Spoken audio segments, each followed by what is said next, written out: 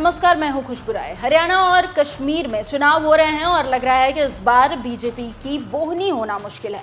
ऐसे में अब सर्वे के बाद 5 पत्रकारों की राय सुनकर बीजेपी और मोदी की परेशानी बढ़ गई है। देखिए एक खास रिपोर्ट।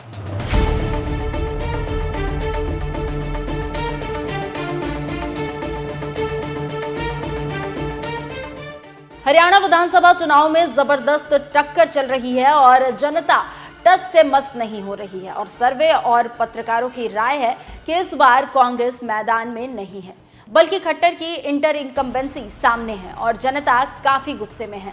ऐसे में इस बार हरियाणा में कांग्रेस को रोक पाना मुश्किल है। इसी को लेकर 5 पत्रकारों ने न्यूज 24 से बात करते हुए चौंकाने वाले खुलासे किए हैं। विनोद अग्निहोत्री। हरियाणा विधानसभा चुनाव अपने आखिरी पड़ाव पर है और अब गिनती के 2-4 दिन ही बचे हैं।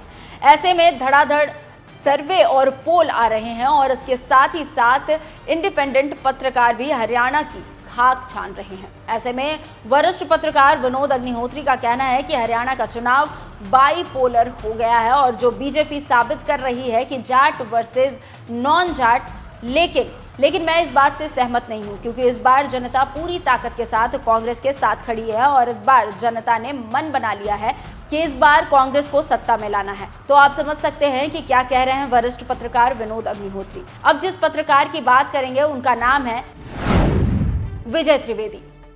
हरियाणा विधानसभा चुनाव को लेकर विजय त्रिवेदी का कहना है कि जब 2019 में हरियाणा की जनता ने इंटर इनकम्बेंसी दिखाई तो मोदी शाह हाथ पर हाथ रखे बैठे रहे।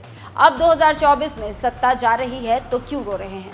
क्योंकि अगर उसी समय स्थिति को भांपकर मुख्यमंत्री बदल देते तो आज इतना गुस्सा नहीं झेलना पड़ता। और बदले भी तो 6 महीने पहले, लेकिन अब तक काफी देर हो चुकी थी और अब जनता उसका इजहार कर रही है। इससे आप समझ सकते हैं कि कैसे हरियाणा में बीजेपी हार रही है। अब हम जिस पत्रकार की बात करेंगे उनका नाम है विनोद शर्मा। हिंदुस्तान टाइम्स के पत्रकार विनोद शर्मा कहते हैं कि इस बार अपनी ही जाल में मोदी फंस गए हैं और काफी मेहनत करने के बाद भी निकल नहीं पा रहे हैं, क्योंकि अपने वफादार को वो 9.5 साल गद्दी पर बैठा कर रखे हुए थे और फिर उसे केंद्र में लाए, वही हरियाणा में हार का कारण है। लेकिन वो तो मुखौटा है, असली चेहरा तो मोदी शाह का है, क्योंकि वो बंदा वही किया जो मोदी शाह कहते हैं। तो अब जब जनता हरा रही है तो उसे स्वीकार करना चाहिए। संजय कुमार।